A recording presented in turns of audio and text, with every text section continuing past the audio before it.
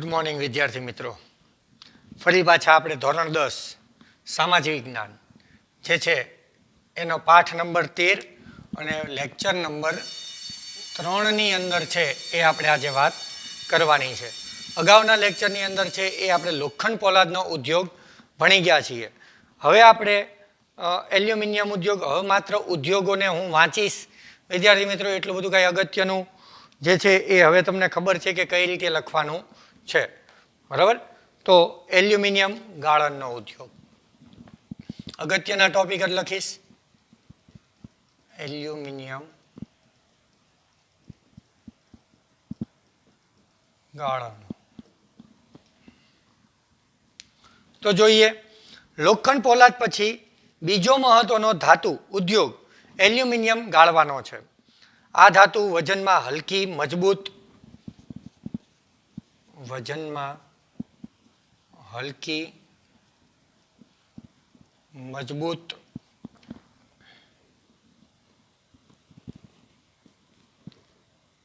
ટકાઉપણું,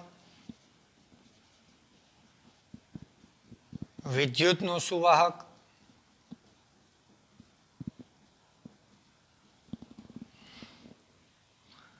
કાટ ન ચડે,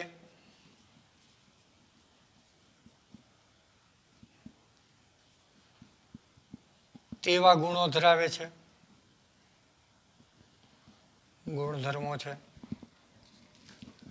બોક્સાઇટ એ એલ્યુમિનિયમની કાચી ધાતુ છે. આ પ્રશ્ન ઘણી બધી વાર પૂછાય છે. બોક્સાઇટ એલ્યુમિનિયમની કાચી ધાતુ છે. ત્યારબાદ આપણને કહે છે એલ્યુમિનિયમ સાથે બીજી મિશ્ર ધાતુ ભેળવી અને મોટર, રેલવે, હવાઈ જહાજ અને યાંત્રિક સાધન બનાવવામાં પણ તે ઉપયોગી છે. એલ્યુમિનિયમના ઉત્પાદનના 40 થી 50% ખર્ચ વિદ્યુતમાં જાય છે. એલ્યુમિનિયમ ઉત્પાદનના 40 થી 50% ખર્ચ વિદ્યુત ઉત્પાદનમાં.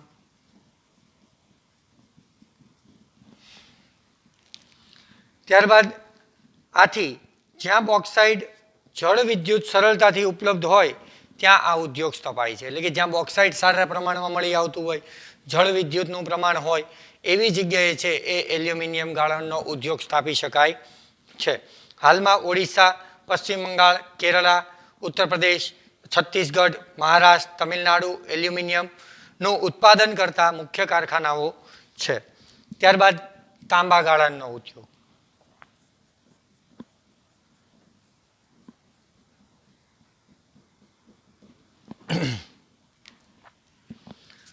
વિદ્યુત સુવાહકતા તથા બીજી ધાતુઓ સાથે સરળતાથી ભળવાને લીધે તાંબાનો ઉપયોગ વધ્યો છે. જો એક તો આ જે તાંબુ છે એ વિદ્યુતનું સુવાહક પણ છે અને બીજી ધાતુ સાથે સરળતાથી મિશ્રણ પણ કરી શકાય છે અને એટલે જ એનો ઉપયોગ પણ વધ્યો છે. વિદ્યુત ઉદ્યોગ, refrigerator, air conditioner, automobile, radiator, ઘરના વાસણો વગેરે તથા સાધનોમાં તાંબુની ઉપયોગી છે. જો કઈ કઈ જગ્યાએ ઉપયોગી છે તાંબુ? વિદ્યુત ઉદ્યોગો, રેફ્રિજરેટર, પછી એર કન્ડિશનર એટલે કે એસી, ત્યારબાદ ઓટોમોબાઈલ,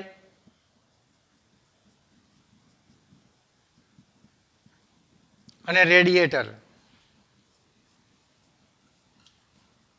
ઘરના વાસણો વગેરે બનાવવા માટે તાંબુ છે એ ઉપયોગી છે. ભારતમાં સૌપ્રથમ તાંબા ગાળણ ઉદ્યોગનો એકમ ભારતીય તાંબા નિગમ સૌપ્રથમ ઉદ્યોગ.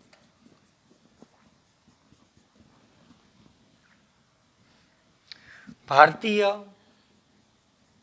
અંડરલાઈન કરજો, તાંબા નિગમ આઈસીસી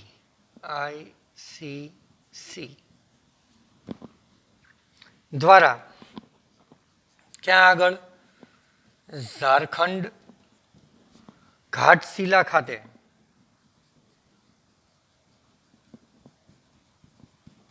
સ્થાપવામાં આવ્યો છે. ખાસ અંડરલાઈન કરજો. ત્યારબાદ 1972માં કઈ સાલમાં? 1972માં ભારતીય તાંબા નિગમને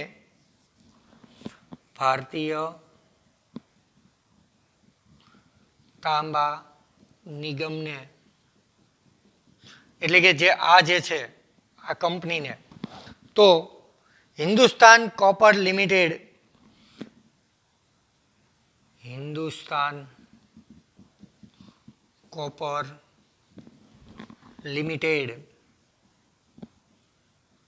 એટલે કે HCL ની અંદર હસ્તાંતરણ કરી દેવામાં આવ્યું અને આમ આજે હિન્દુસ્તાન કોપર લિમિટેડ ઉપરાંત ખાનગી ક્ષેત્ર પણ તાંબુ ઉત્પાદન કરવામાં આવે છે. તેમ છતાં ભારતમાં પોતાની જરૂરિયાતનું ઉત્પાદન ન થતું હોવાથી વિદેશમાંથી પણ આપણે આયાત કરવું પડે છે. તો આ અગત્યના જે મુદ્દા છે એ ખાસ અંડરલાઈન રાખજો વિદ્યાર્થી મિત્રો. ત્યારબાદ રસાયણ ઉદ્યોગ. ત્યારબાદ છે રસાયણ ઉદ્યોગ. આ પૂછાઈ ગયો છે એક બે વખત પરીક્ષાની અંદર. રસાયણ ઉદ્યોગમાં ભારતનું સ્થાન સૌથી મહત્વનું છે. રસાયણો બે પ્રકારના છે.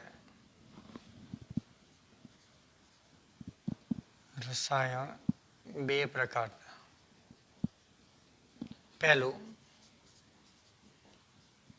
કાર્બનિક અને બીજું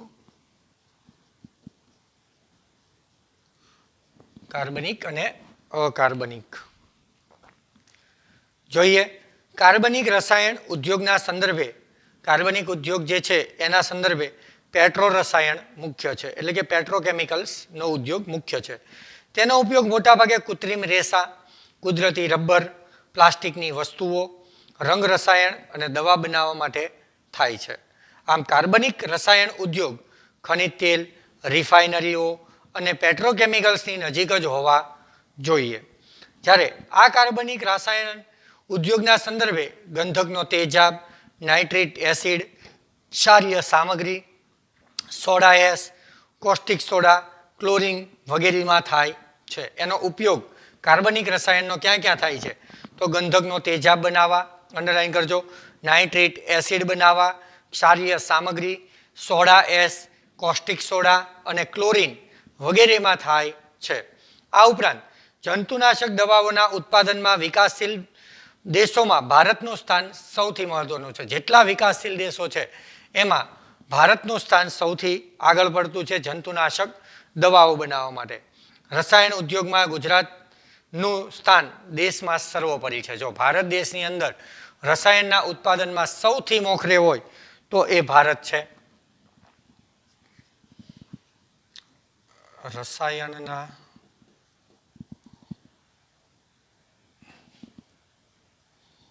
ઉત્પાદનમાં ભારતમાં ગુજરાત આગળ પડતું, એટલે કે પહેલા નંબરે છે. ત્યારબાદ ગુજરાતમાં છે એ કઈ કઈ જગ્યાએ? અમદાવાદ, વડોદરા, અંકલેશ્વર, ભરૂચ વગેરે રસાયણ ઉદ્યોગના મુખ્ય કેન્દ્રો છે. ત્યારબાદ રાસાયણિક ખાતર ઉદ્યોગ.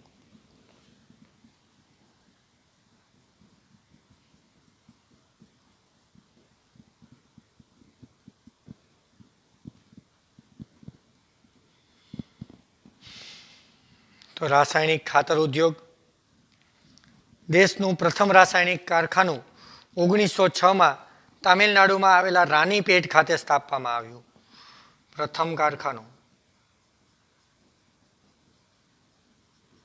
શેનું? રાસાયણિક ખાતરનું. પ્રથમ કારખાનું 1906માં.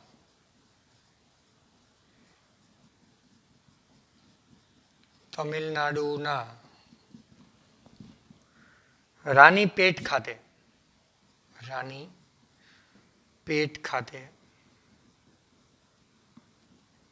સ્થપાયું એટલે કે રાસાયણિક ખાતરનું સૌ પ્રથમ કારખાનું ક્યાં સ્થપાયું?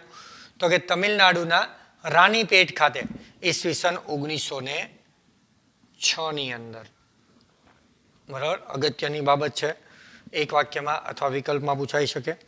ત્યારબાદ આ ઉદ્યોગનો વિકાસ ફર્ટિલાઇઝર કોર્પોરેશન ઓફ ઇન્ડિયા દ્વારા પ્રસ્થાપિત બિહારના સેન્દ્રી ખાતેથી થતો હતો. આનો વિકાસ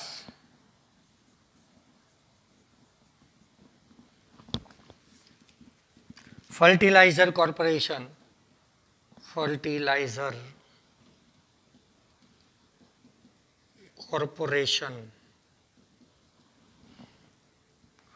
ઓફ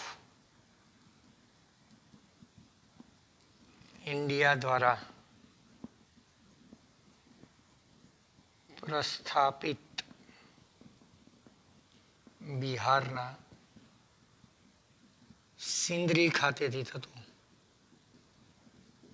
એટલે કે ફર્ટિલાઇઝર કોર્પોરેશન ઓફ ઇન્ડિયા દ્વારા છે એ બિહારના જે સિંદરી છે ત્યાંથી આનો આખો વિકાસ છે એ થતો હતો. ગુજરાત, તમિલનાડુ, ઉત્તર પ્રદેશ, પંજાબ અને કેરળમાં ખાતર ઉદ્યોગ કેન્દ્રિત થયેલો છે. ગુજરાતમાં પણ કલોલ, કંડલા, હજીરા, ભરૂચ, વડોદરા વગેરે સ્થળોએ રાસાયણિક ખાતરના કારખાનાઓ પણ આવેલા છે. ત્યારબાદ કહે છે પ્લાસ્ટિક ઉદ્યોગ. એની પછી છે પ્લાસ્ટિક ઉદ્યોગ. તો શું કહે છે પ્લાસ્ટિક ઉદ્યોગની અંદર? પ્લાસ્ટિક ઉદ્યોગને સનરાઈઝ ઇન્ડસ્ટ્રીઝ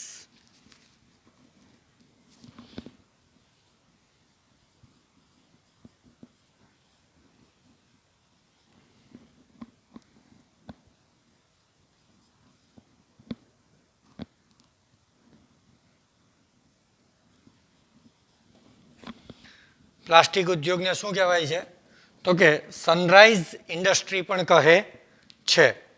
ત્યારબાદ દેશમાં દર વર્ષે ઉત્તરોત્તર પ્લાસ્ટિકની કાચા માલની માંગમાં વધારો થતો જાય છે. આજે વોટરપ્રૂફિંગ તથા બીબામાં ઢાળી શકાય છે તેવા ગુણને કારણે પેકિંગ રસાયણોના સંચયન, ટેક્સટાઇલ, અંડરલાઈન કરજો, મકાન, બાંધકામ, વાહન નિર્માણ, ઇલેક્ટ્રોનિક્સ વગેરેમાં પણ તેનો ઉપયોગ થાય છે. આજે મુંબઈ, દિલ્હી, કોલકાતા, બેંગ્લોર, વડોદરા, વાપી, કાનપુર, કોઇમ્બતુર અને ચેન્નઈ પ્લાસ્ટિક ઉત્પાદનના મહત્વના કેન્દ્રો છે. ત્યારબાદ કહે છે આપણને એની પછી સિમેન્ટ ઉદ્યોગ. મકાન, આ તો આપણને સૌથી સહેલું છે. મકાન બાંધકામ, સડકો, બંધો વગેરેના નિર્માણ માટે સિમેન્ટ ખૂબ જરૂરી છે. કોઈ પણ વસ્તુનું બાંધકામ કરવું હોય તો સિમેન્ટ અગત્યનું છે. ચીન પછી સિમેન્ટ ઉત્પાદનમાં વિશ્વમાં ભારતનો ક્રમ બીજો છે.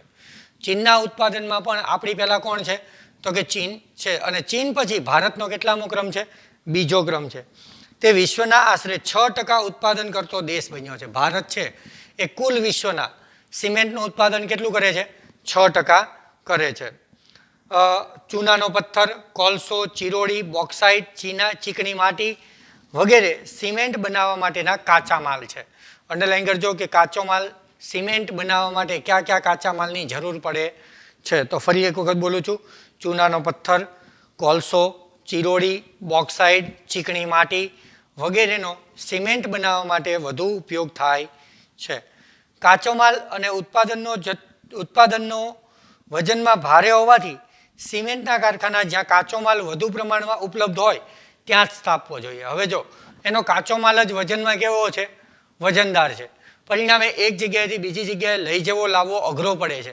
અને એટલે જ એનો કાચો માલ જ્યાં સૌથી વધુ પ્રાપ્ત થતો હોય ત્યાં જ સિમેન્ટ બનાવવાનું ઉદ્યોગ છે અથવા કારખાનું છે એ શરૂ કરવું જોઈએ. ગુજરાતમાં આ ઉદ્યોગનો સારો એવો વિકાસ થયો છે. ગુજરાતમાં છે એ આ ઉદ્યોગનો સૌથી વધુ વિકાસ થયો છે.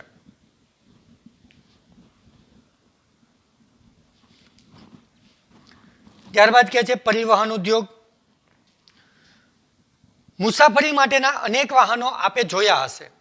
અગાઉ પશુ દ્વારા ખેંચાતા વાહનો હતા જેની ગતિ થોડી ધીમી હતી. આજે આધુનિક યુગમાં રસ્તાઓના વિકાસ સાથે સાથે ઝડપી ગતિવાળા વાહનો ક્રમશઃ વપરાવા લાગ્યા છે. આ વાહનોનું નિર્માણ કરતા ઉદ્યોગને પરિવહન ઉદ્યોગ કહે છે.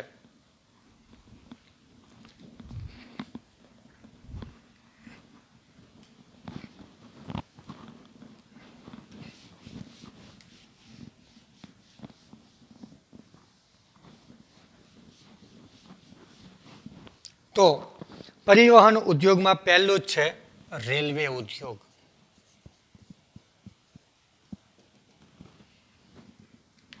તો જોઈએ, ભારતમાં મુસાફરી માટે રેલવેની કામગીરી સૌથી પ્રશંસનીય છે. રેલવે પોતાની જરૂરિયાતના ઉપકરણો જેવા કે રેલવે એન્જિન, મુસાફરીના ડબ્બા, માલગાડીના ડબ્બા ખુદ તૈયાર કરે છે. રેલવે એન્જિન,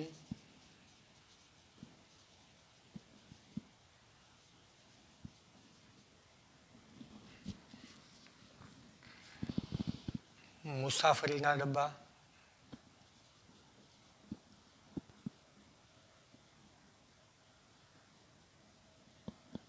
માલગાડીના ડબ્બા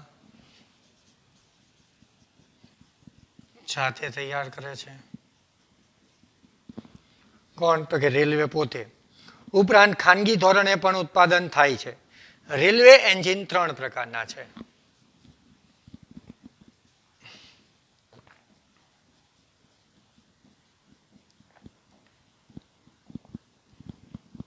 રેલવે ઉદ્યોગ પૂછાય છે એટલે ખાસ લખું છું અહીંયા. 3 પ્રકારના છે. એક વરાળ, ડીઝલ, વરાળ, ડીઝલ અને ત્રીજું વિદ્યુત. એન્જિનના 3 પ્રકાર છે રેલવેના: વરાળ એન્જિન, ડીઝલ એન્જિન અને વિદ્યુત એન્જિન.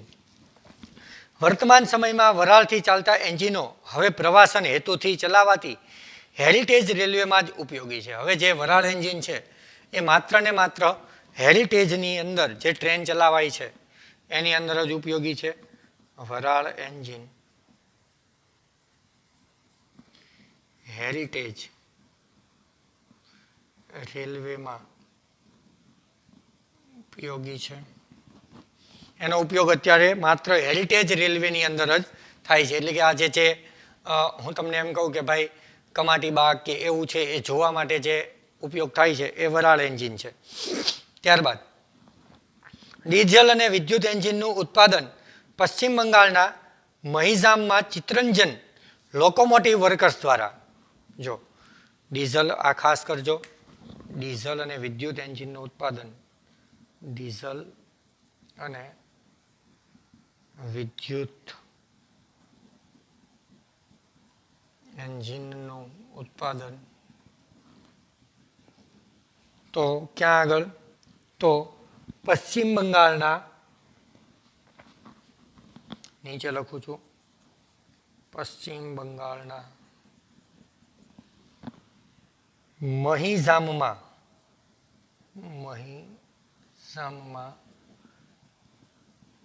ચિત્તરંજન લોકોમોટિવ વર્કર્સ દ્વારા થાય છે. જ્યારે વારાણસીમાં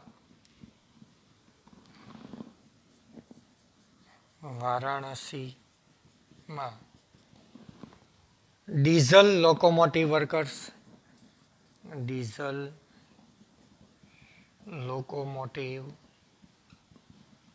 વર્કર્સ દ્વારા, અને જમશેદપુરમાં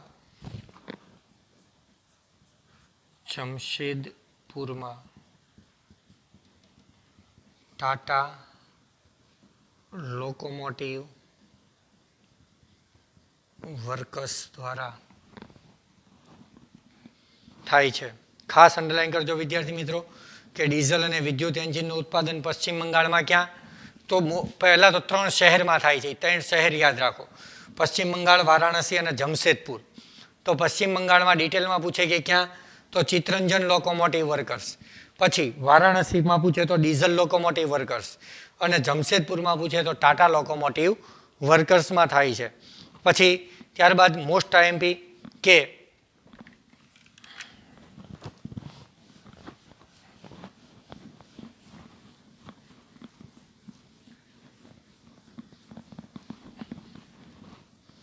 મોસ્ટ આઈએમપી કે મુસાફરી માટેના ડબ્બા ક્યાં બને છે? તો મુસાફરી માટેના ડબ્બા કઈ કઈ જગ્યાએ બનાવાય છે? તો પેરામ્બુર પૂછાય છે, પેરામ્બુર, ત્યારબાદ બેંગલુરુ, પછી કપૂરથલા,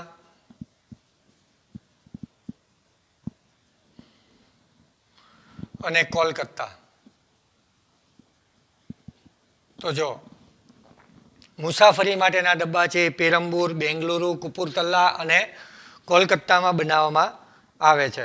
આ ઉપરાંત રેલવેના પાટા, એન્જિન પાર્ટ્સ, વ્હીકલ વગેરેના પણ કારખાના છે. આપણે રેલવેના એન્જિન તથા બીજા ઉત્પાદનોની વિદેશમાં નિકાસ પણ કરીએ છીએ. આજે આપણે છે એ રેલવેના પાર્ટ્સ અને બીજા બધા જે સાધનો છે એની નિકાસ પણ કરીએ છીએ. ત્યારબાદ એનો બીજો ઉદ્યોગ સડક વાહન, પરિવહન ઉદ્યોગ. સડક એટલે રસ્તા. તો આમાં તો હું સીધું વાંચું છું કારણ કે આની અંદર કંઈ એટલું બધું ડિટેલ છે નહીં. તમે વાંચો તો યાદ રહી જાય એવું છે કે સ્વતંત્રતા પહેલા આપણે વિદેશથી આયાત કરેલી ગાડીઓના ભાગોને જોડી ગાડી બનાવતા હતા. પહેલા કેવું હતું કે આપણે વિદેશથી પાર્ટ્સ મંગાવતા અને એને જોડી અને અલગ અલગ ગાડીઓ બનાવતા હતા. હવે તો આપણે ટ્રક, બસ, કાર, મોટર સાયકલ, સ્કૂટર અને સાયકલ વગેરે બનાવવાના કારખાના આપણા દેશમાં જ સ્થાપી દીધા છે. સડક વાહનનું ઉત્પાદન મોટા ભાગે ખાનગી ધોરણે છે. સડક વાહનો જે કંઈ બનાવે છે એ બધી જ કંપનીઓ કેવી છે? ખાનગી છે. વિશ્વમાં વ્યાવસાયિક વાહનોના ઉત્પાદનમાં ભારતનું સ્થાન 5મું છે. તો ખાસ અંડરલાઈન કરજો.